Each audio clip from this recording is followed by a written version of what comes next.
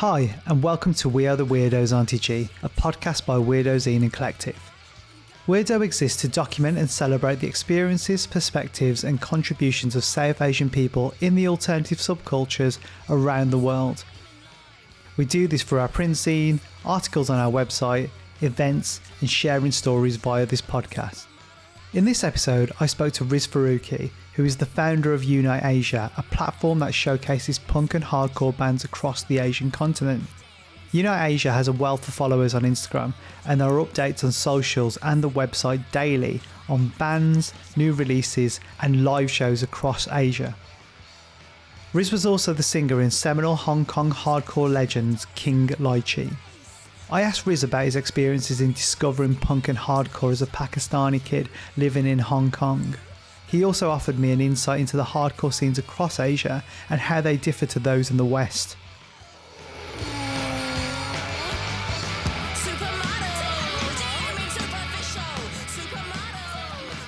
I know you were previously based in Hong Kong, so I'm quite curious to see how you're settling into the UK, London in particular.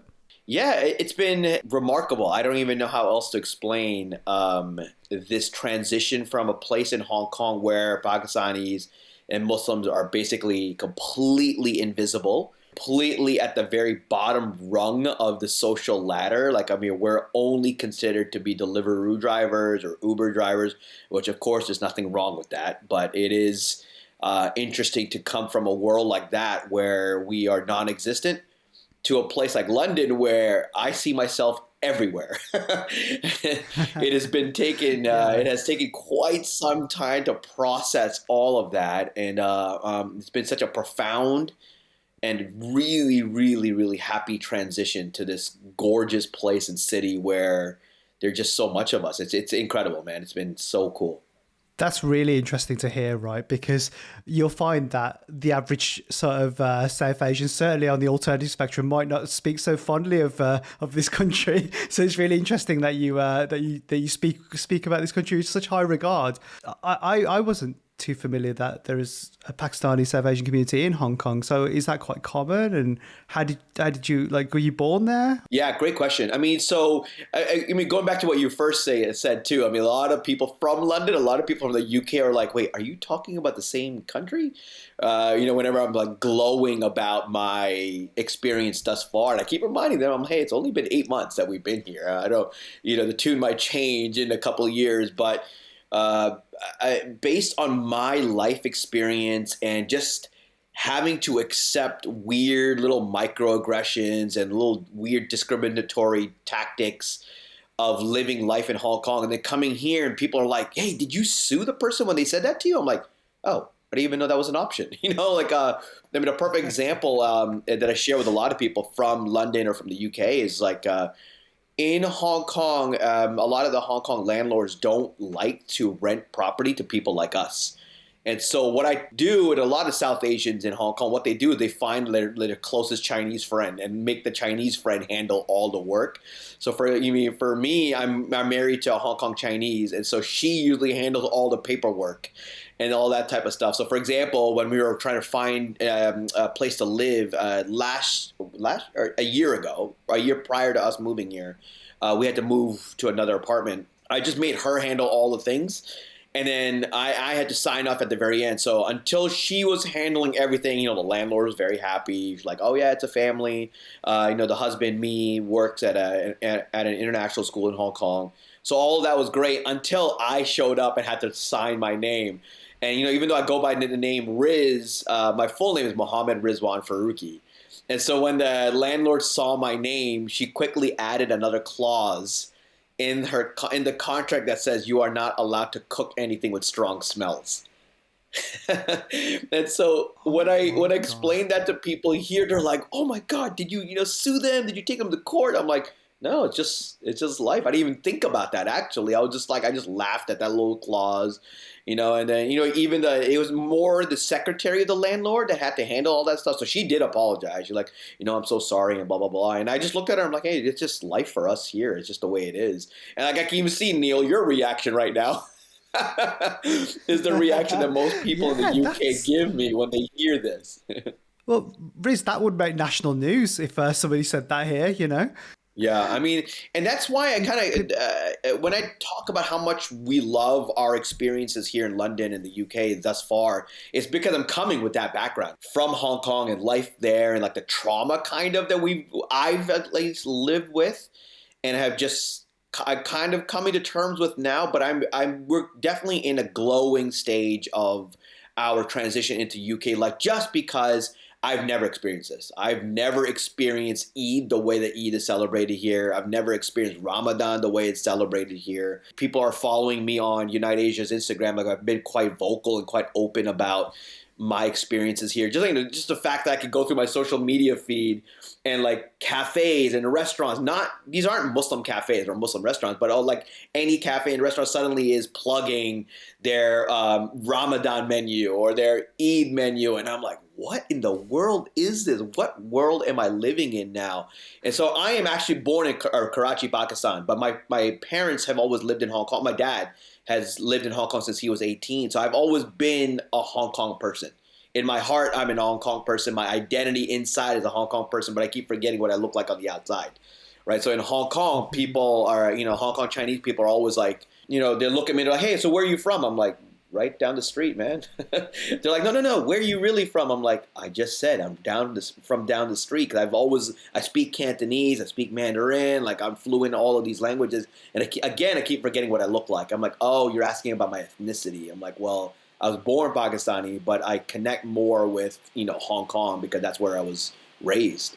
On that note, so let's get into Unite Asia. Now, let me tell you a little story about how I found about Unite Asia and yourself, really. So I discovered Weirdo Zine probably about 2 years ago now. I was very taken back, and then I ordered a zine. This is all before I started contributing to articles and now the podcast. And I was really quite taken aback when I read your interview that you did for the zine. Obviously, I was fully aware that there is punk and metal and all the subgenres that go with that in Asia. That's such a big thing to say, Asia. What does that even mean, right? But just Asia, the East. But it was amazing to see somebody documenting it all and promoting it and whatever else, right? So besides the prominent factors like exposure and support network, what distinct characteristics like define the Asian metal and punk scenes? Because I have been to that side of the world, but I've never seen that side of the world, and that's what I'm really interested in. Yeah, that's a great question. It's hard to really say because Asia, like you were saying, it's enormous, right? You got East Asia, you got North Asia, you got Southeast Asia, right? You got the parts where we're from, like Pakistan, India, and then of course you've got all like Iran and Iraq, which doesn't really have punk rock and hardcore. As it's definitely not as prominent as Southeast Asia, but it's hard to define it. I mean, I feel like what happens is that instead of like an Asian version of hardcore, I feel like it's the music and the ethos and the DIY-ness of this culture is the defining, uniting force across the planet. You know what I mean? I feel like hardcore and punk rock prides in itself in like breaking down boundaries, breaking down borders, where we're not like, oh, this is Pakistani hardcore, Indian hardcore. It's more like, this is just worldwide hardcore.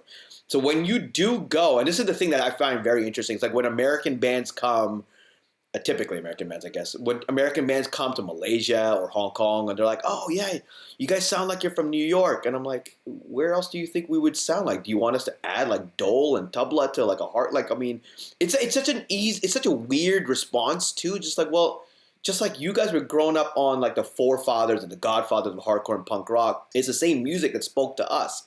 Of course, we also, prior to getting into hardcore and punk rock, any place in the world, we do have local music that we were listening to. Of course, man. I mean, I'm Pakistani, so of course I grew up on a lot of Bollywood music. I grew up on a lot of like, Pakistani bands like Janoon, of course. But the music that really spoke to me was music that was about, breaking, weird social dynamics and racism and conquering, overcoming obstacles in your life, which is a very universal topic. It doesn't matter where you're from on planet Earth. So I do feel like a lot of people come over to Asia expecting like a Chinese hardcore band to sound Chinese. You're like, no, man, the only thing Chinese about it is the people. And maybe some of the bands sing in Chinese. I mean, like the band that I was in, King Ly Chee, I actually sang in Cantonese and Mandarin in a lot of the songs, which throws a lot of people off. They're like, man, I didn't know you were Pakistani. And I'm like, dude, I mean, for me, it's at the heart of all of this. For me, it's like I want to make sure that what got me into hardcore and punk rock, I'm able to then provide that for other people so that they can get into hardcore and punk rock. And one of the things that I noticed that was an obstacle for a lot of Asian countries, especially places like Hong Kong and China who don't have a big English speaking population, is language. So I had to, sing in a more easy, an accessible language, right? So I don't know if I'm answering your question. I feel like I'm going all over the place, but I think you get the gist. No, you definitely answered it, and also provided some really interesting insight.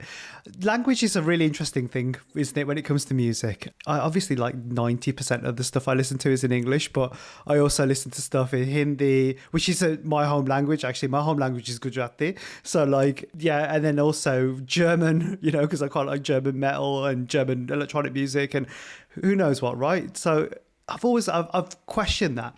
And the thing I find quite interesting about language in music as well is because, like, even when they're singing in English, half the time I don't know what they're saying anyway, right?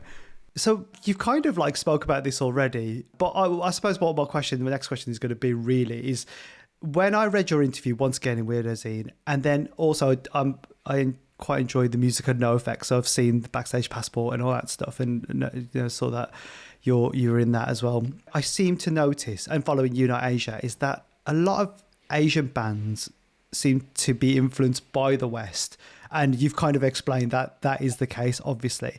But like, what I'm not really seeing, or I don't have any sort of insight into, is, are you being influenced by, like, you in Hong Kong, were you being influenced by other Chinese bands, by other bands that are playing in Hong Kong?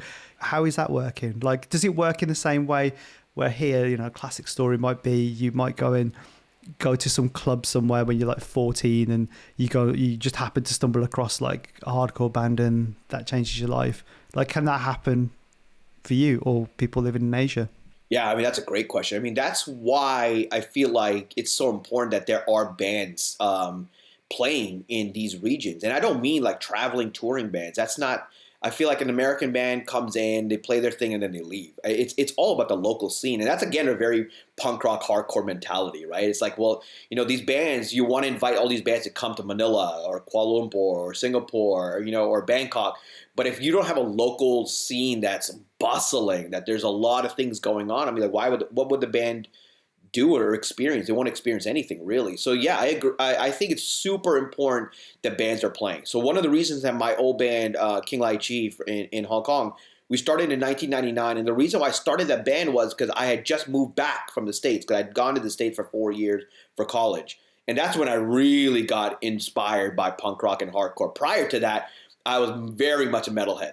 And then so when I got to college in Massachusetts, one of the things that really inspired me to want to get to know her was to go to a show.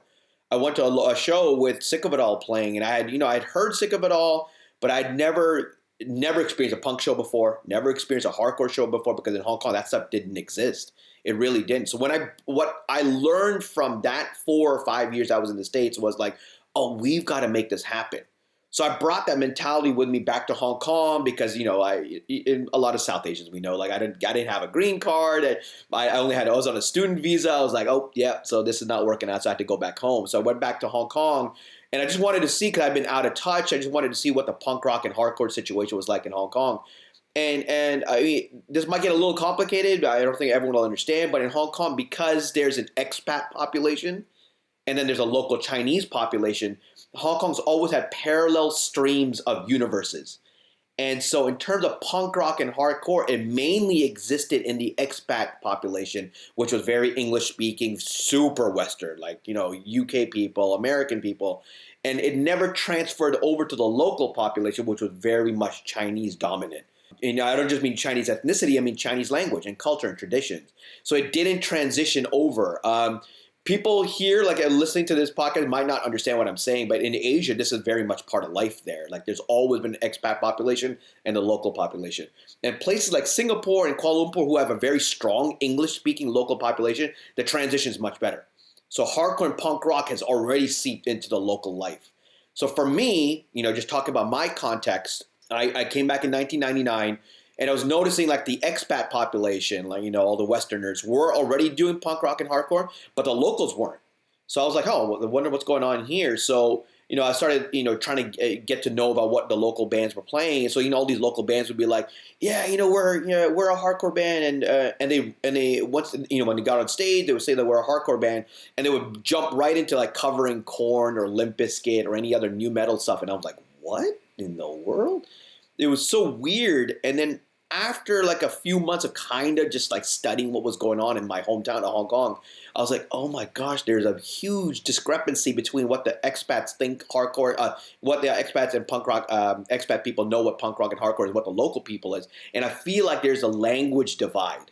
There's something where the local people are not getting the information properly. And I realized all the zines that were available in Hong Kong, because we had Heart Attack, we had Maximum Rock and Roll, all that stuff was available in Hong Kong, but it was English. All English dominant, and so it inspired me to start a zine, my own zine called Start From Scratch, which was a bilingual zine. It was one of the first ones in Hong Kong ever. So it was an English part, and then I translated into Cantonese. And that way, I was like, okay, so this will be easier for people to understand the DIY ethos, straight edge, vegan, vegetarianism, why there's all of this weird stuff that's part of the culture and music of hardcore and punk rock. And so while I was doing that and creating that zine, I was like, you know what? What really inspired me to get into punk rock and hardcore weren't the words, was the feeling of the music and going to a show. And so I was like, oh, you know what? We're going to have to start a hardcore band. So that's when I started King Ly Chee. And so going back to your point, I know this is long-winded, but going back to your point, in Hong Kong, it was a lot of the local bands that will inspire kids to want to learn more about the music and the culture. And so King Ly Chee was definitely one of those things that considered like godfather of Chinese hardcore and Chinese that world. And I felt like it was super important because I wanted kids to not wait till that one hardcore band from America came every 2 years. I wanted it to be like a monthly show where they could come and enjoy and just be surrounded by what this thing is that was called hardcore, just like what I experienced when I was in the States. That is very, very, very interesting. Going off what you said you discovered.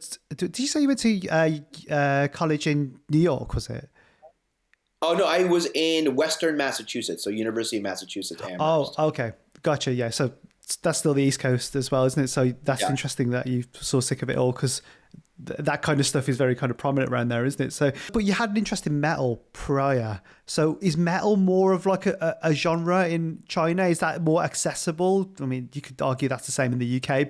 Oh yeah, 100%. Especially in China and Hong Kong, metal, and Taiwan, metal rules the world. I mean, like you said, metal is huge everywhere. You just can never compare. However, places like the UK and the States and Europe, oh my gosh, hardcore and punk rock are pretty much neck and neck. I feel like it's really, again, quite shocking to see just how prominent hardcore and punk rock is. I mean, the 8-9 months that I've been here, I haven't gone to a metal show yet. I haven't needed to go to a metal show yet because there are so many hardcore shows. There's so many punk rock shows here. It's so incredible. But yeah, in Hong Kong and China, metal has existed for decades. And so it's far bigger, far stronger. There's a bigger fan base for all that stuff. And even to this day, it's still metal rules the world there.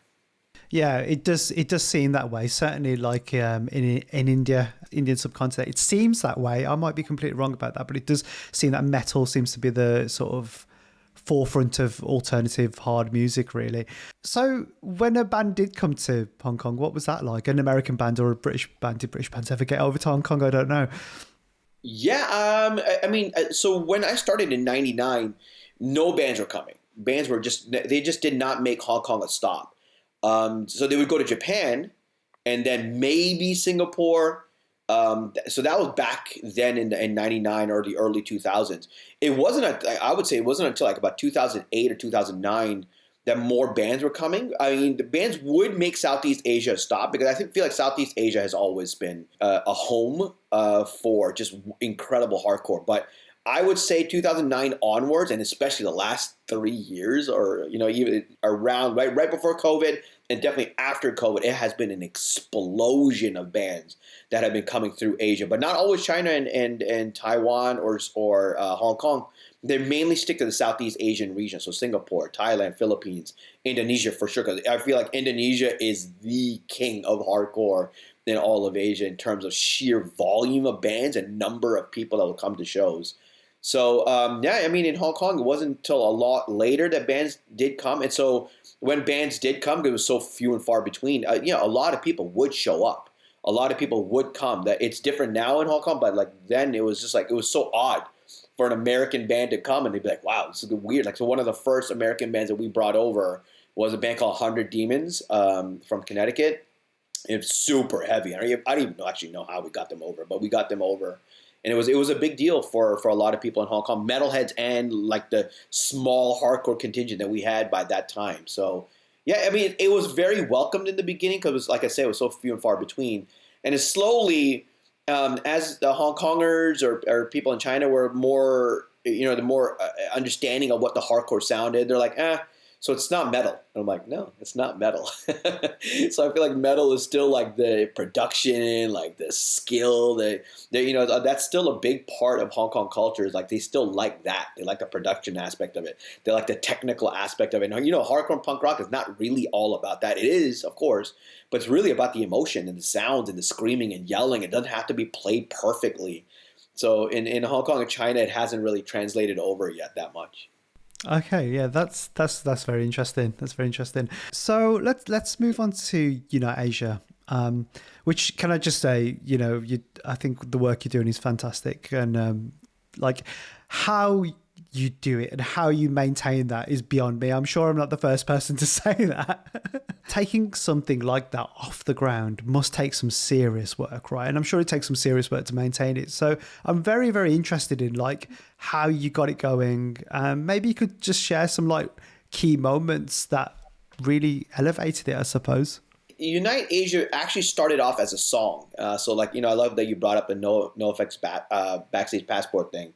But when NoFX got my band King Ly Chee to go on their Asian tour, gosh, I don't even remember what year it was. But when they asked us to go on that Asian tour, like we're playing in Beijing, Taipei, Manila, Jakarta, Bali, Kuala Lumpur, like it was so many spots, and it was just so cool that they had asked us to come out on that tour with them.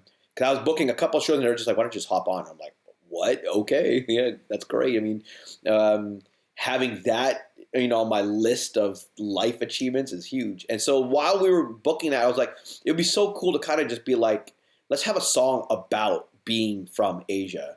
And so the song Unite Asia was that's how it started. That was the main catalyst for that song, was to kind of be like, go spot to spot to spot and really just be like, just proud of being from this region, right?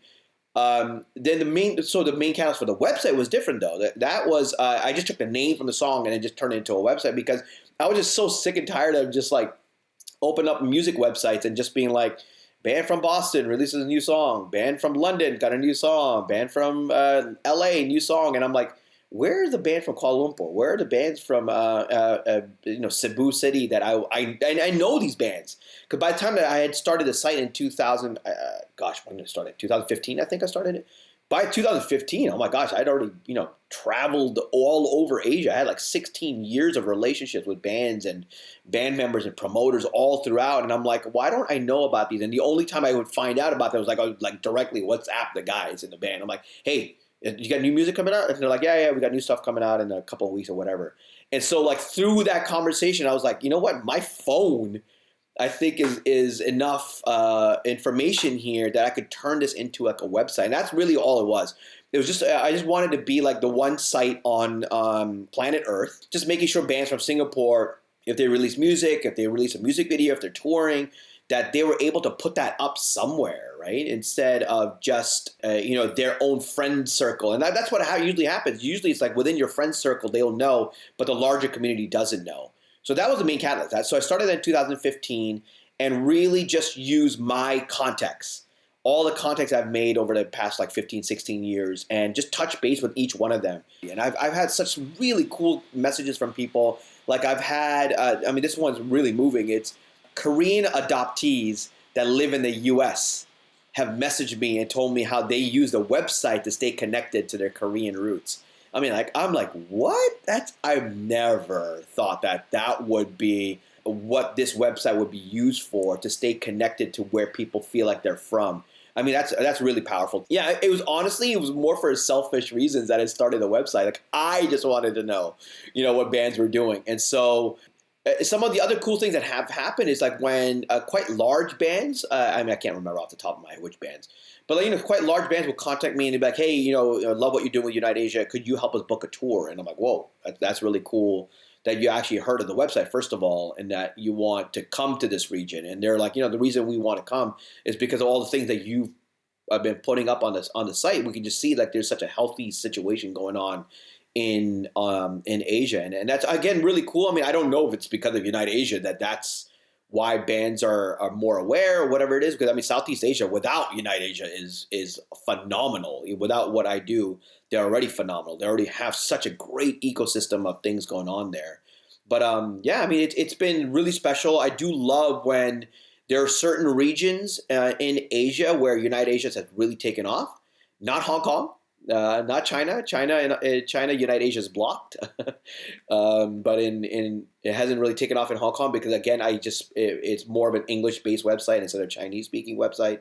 But in Manila or like in the Philippines or in Malaysia and Singapore, it's really cool how it's taken off in those places. Like there was an issue once where a band in Malaysia had posted something or had released a song that had some anti-LGBTQ language in it. And I had posted the song because the song was in Malay, so I didn't know what they were singing. I had posted the song and I just kind of like, talked more about the music and how great the band sounded and all that stuff. And then people started messaging me, like DMing me, like my DMs blew up. They're like, hey man, I don't think you know what the song is about. They're very, they're quite a more of a fanatic Muslim style side band, and they have some quite strong anti-LGBTQ language in there.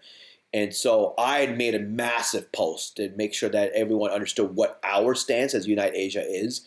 And even though I'm Muslim, I am a very progressive, very liberal Muslim, and I'm very supportive of our fellow, Muslim LGBTQ friends all over planet Earth. And so I made a massive apology because I was like, that does not fly on the website.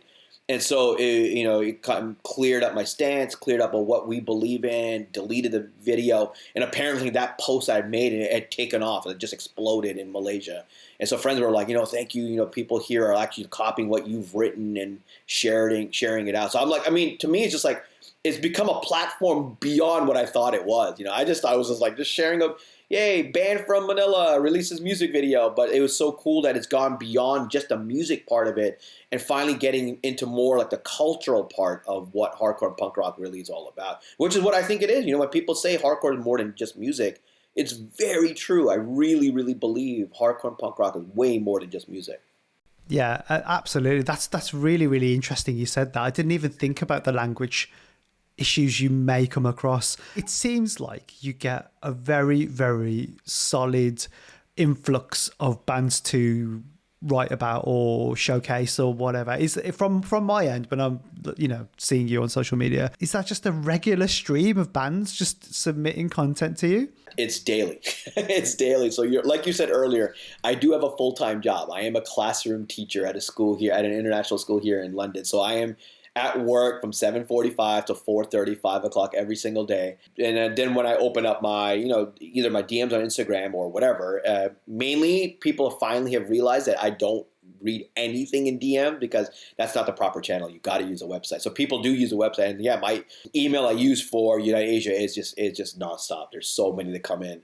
But the good thing about that is that I do vet the stuff. I mean, it takes a lot of work, and posts don't go up every day. It used to. When I first started the website, yeah, it was like 10, 12 posts would go up every single day. And after a while, not only was it getting hard to maintain that energy for it, it was just like, I was like, I'm just putting everything up, and I don't think the quality part, and I'm not trying to say like I am like this weird gatekeeper of music. I'm not. Like, it just has to be like, I just want to make sure it's stuff that sounds good, and I don't mean by production wise. I just mean like the song qualities are good, so that people know, like that when you come to United Asia, you're getting the best of what's coming out of this region. So yeah, I mean, it takes a while, and my frustration is not actually the number of things that come in. My frustration is like the lack of information they give me. There's so many bands that are just like, yeah, new band from wherever, Bandung, and they're like, and we have a new song out, and that's it.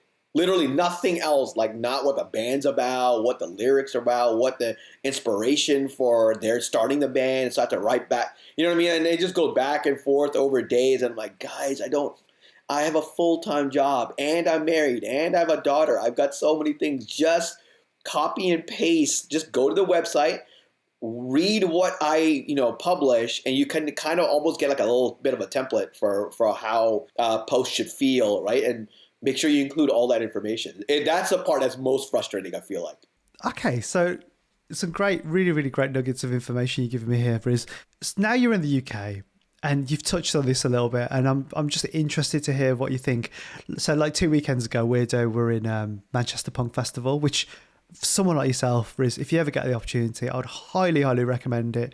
One thing that I love about punk, because I'm really into metal as well, and I'm really into like sort of alternative rock as well. But one thing I love about the punk scene, there is this sort of it's preconception that sometimes it may not be the most welcoming place, but I've always found that punk, and I say that in the most loosest terms, is the most inviting scenes. What are your thoughts about inclusivity to where you were before to how it is here?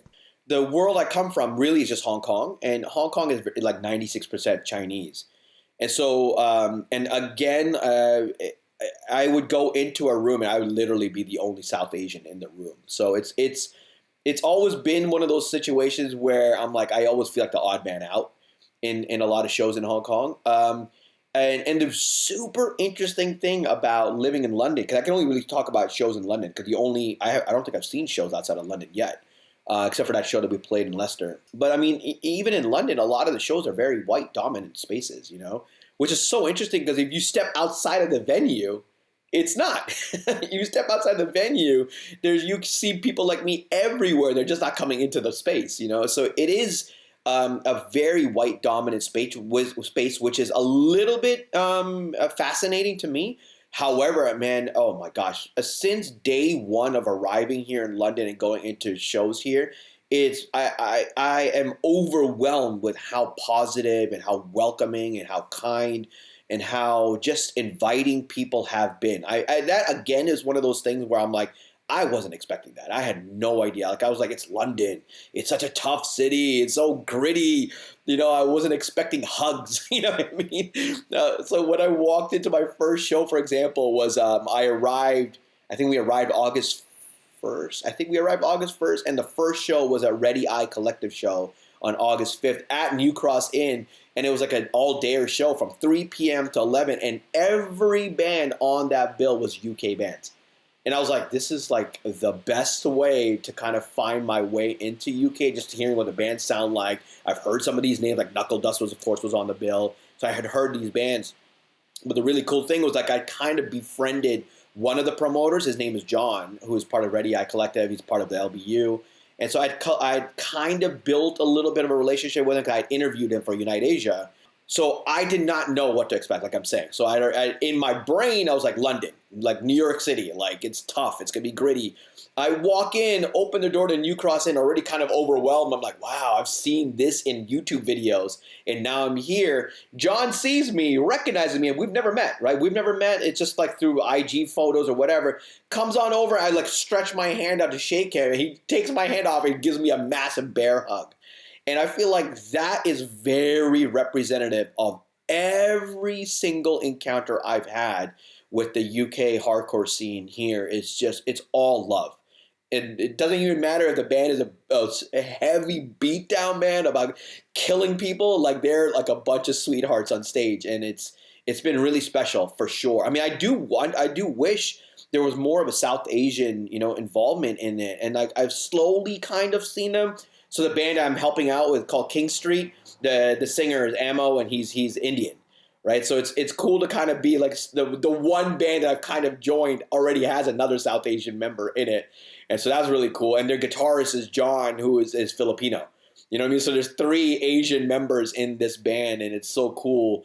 That is like, honestly, like the one band I think I've seen in London so far that already has Asians, and somehow magically I've finagled my way into being in that band. So, but I mean, like even sitting here right now talking to you, like another South Asian, I'm like, wow, I think you're the only South Asian in my entire 8 months that I've been here that I have met within punk rock and hardcore in the UK. So I think that's fascinating. But I am so overwhelmed with how positive and loving, inviting and kind and just supportive the UK scene has been. And like, and again, quickly as soon as you start talking, like the whole ethnicity, skin color thing is gone. It's out the window. Like with the conversations I've had. I thought it was a really interesting point when you said you walk outside and you see South Asians everywhere, but as soon as you're in the venue, there's nobody in there, which is basically the story of my life. But I think it's getting better, it really is. And there's a lot of reasons for that, I think. I have to check out this band that you're playing in. King Street, did you say they're called? King Street, yes. It's a very, very heavy, it's got some beatdown elements in it, but very New York. And it's really cool because I just imagine like what I just finished saying about how white dominant a lot of the hardcore punk scene seems to be with the bands and stuff like that. Not that I have any like weird feelings inside. Never. I've always been welcome. But it is when you walk into it, like the first couple times I walked in, I was like, oh, whoa, I'm the only South Asian here. Or I'll see the one other South Asian guy or one other black guy. And I'm kind of like I kind of like, hey, let's look out for each other in here in this space. But I'm like, you don't have to because everyone's so loving and kind. You don't actually have to do any of that stuff. But yeah, so the one band that has the Asian members, I find my way in it. And the actual funny thing is that the main guitarist, the main songwriter is also Pakistani.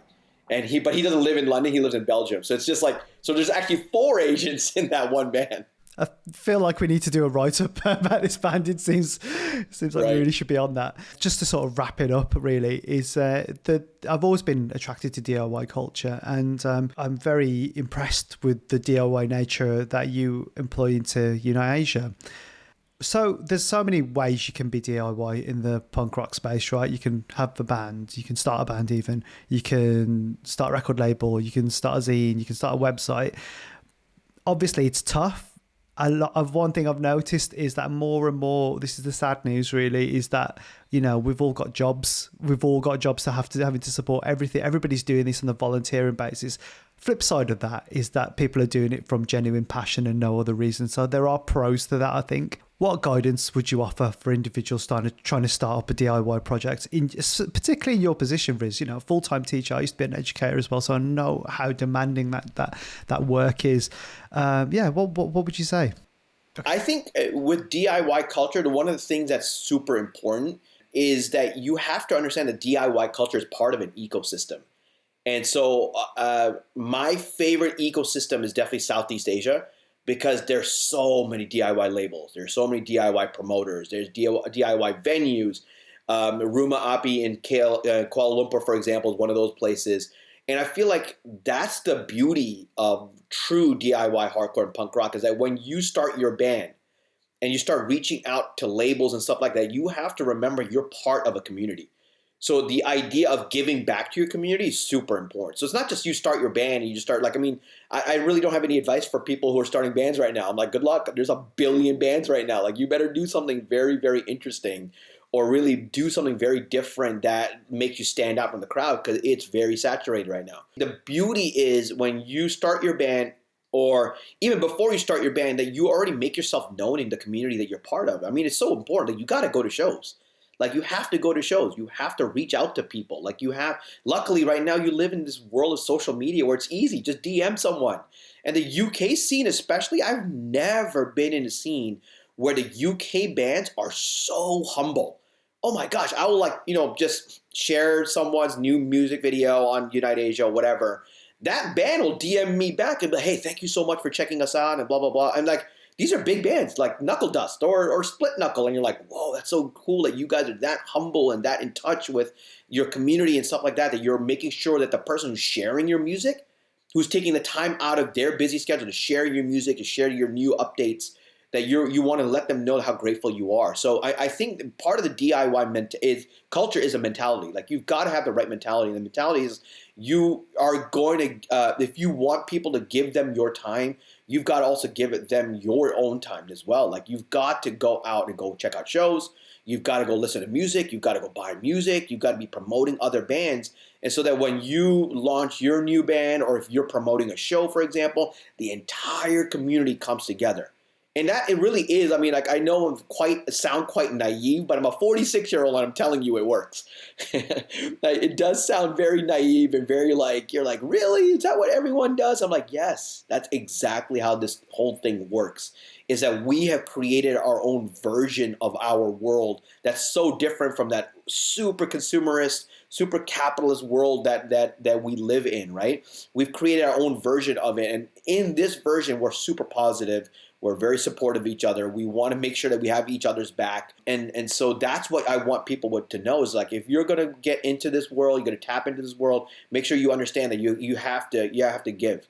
As much as you're about to take from the community, you've got to be giving. And then the world is going to have your back. That's a really, really interesting way and smart way of putting it, actually. It goes back to that sort of what I was saying about things like going back to Manchester Punk Festival. That's run by volunteers, you know, and it's probably one of the most, if not the most well-run festival I've ever seen. And that even with like, you think, okay, well, if people are volunteering their time, how good is the sound quality going to be in the venues? Sounds ridiculous. I didn't really think that, but you might think that. Bang on, some of the best sound I've ever heard out of any, you know, and it goes back to like, if you're truly passionate about something, you will naturally give, right? You just will. And also, I think it's a lifestyle choice as well from what you're saying. You're not going in like 10%, 20%. You're going in this 100%. When you tap into this underground culture and community, you have to understand that there's already a robust network set up for you. I mean, like there's literally like a roadmap already set up. And so the cool thing about why it's so important that you give as much as you're about to take is because when you get into this community, you're going to find like-minded people. And that's the beauty of punk rock and hardcore having already been established in places like the UK or Europe and the US, is that when you get into it and you're like, oh, I found my tribe. Places like in Asia, you don't have that yet. You don't have that luxury yet because it's still not strong enough in a lot of places. Like India, for example, doesn't have a big, gigantic punk rock and hardcore scene. But in Southeast Asia, yeah, when you go into a Southeast Asian hardcore and punk rock show, you're surrounded by like-minded people. And that's why it's so cool to understand that DIY is a mentality, is an ethos. There's a way of doing things. And when you come into it, you're coming into a network of very passionate people, like you said, who are ready to help you out, who are ready to be like, here, you could, I run a record label, or I run a distro. When you have your demo ready, hit me up. I'll get your record out on cassette or whatever format it is. I will then tap into this distro over here. We'll then get your music out to other places. Like, it is such a special place and such a special culture that once you find this, you're just going to want to give as much of yourself to the community as possible. I can totally see where you're coming from with that. But I wasn't planning on asking this question, Riz, but it's just sprung to me, so I do apologise. Where do you see the future for Unite Asia? Yeah, I mean, I can share just ideas I have, and it's hard to really figure out the path forward. I know for sure the website will always stay. I mean, I think it's just become like this resource. Because I mean, I think I don't even know. The last time I counted, there's probably 45,000 plus posts on the site. So there's just so much information on the website. There's so much. I mean, we're starting the 10th year now, right? So it'll be next year, next April 2025 will be the 10th year anniversary of the website. So I mean, just imagine how many posts and how many bands are up there. And so you can just take your pick. Like, you just go to the search button on the website, type in Kuala Lumpur straight edge, and like a list of all the straight edge bands from Kuala Lumpur will pop up. It's or feminist bands from Indonesia, and all the bands will pop up. It's I'm really proud of that. I'm really proud of having this almost documentation of our community. I mean, I think one of the things, I'm always forward thinking anyway, is one of the things that I've wanted to do, and I just don't know how it's possible, is to start really, because now that I'm in the UK, I feel like Unite Asia is becoming more of a bridge. Or maybe I'm feeling like it's becoming more of a bridge between the Asian scene and at least the UK scene. So, I mean, I think one of the big passion projects that I have, and I just need to really think about it, is to release split 7-inches of bands. So one side of the 7-inch would be an Asian band, the other side would be a UK band. And so both entities would then be releasing the music, the 7-inches, selling 7-inches in their respective scenes and communities. And then make it like a series of 7-inches so that people want to collect. Right, so they can eventually become like a box set or something like that of 10 7-inches, and I mean, that's what I would love to do, and I know how hard it is right now with, vinyl printing and all that stuff. So that's what it's got to be more thoughtful in how I want to do it, but I would love to do something like that. That is a great idea. That's a brilliant idea. The thing is, yeah, I know it's hard to press vinyl, but at the same time, it's how big is it? Everyone loves vinyl, right? If you're a music fan now, so the idea of and I still think like I'm not like I have collected a lot of physical media, but I think people are still very, very invested in that idea. Like collecting things and like the less physical media we get, I think people are just still like more in tune with it. So that's a really, really interesting idea. Riz, thank you so much for your time. Thank you. With Weirdo and just being able to tap into more South Asians in our world. I honestly have so few of these connections. And I don't mean like all of Asia, because Southeast Asia, I have tons. Thai, Filipino, like there's tons of people. It's just Indians and Pakistanis and just like people from our, ethnicity or ethnic background. Like I have so few friends that I know. So this really does mean a lot. And like I think you guys used to do like weirdo like get-togethers and all that type of stuff. And I would just please anyone that's listening to this, DM me on Unite Asia, man. Let's just get these relationships going, because I think it just means so much to me as just a human, as a Pakistani Muslim hardcore kid. Just feeling connected and be like, oh man, there's more like us that live out here. So yeah, please just stay in touch.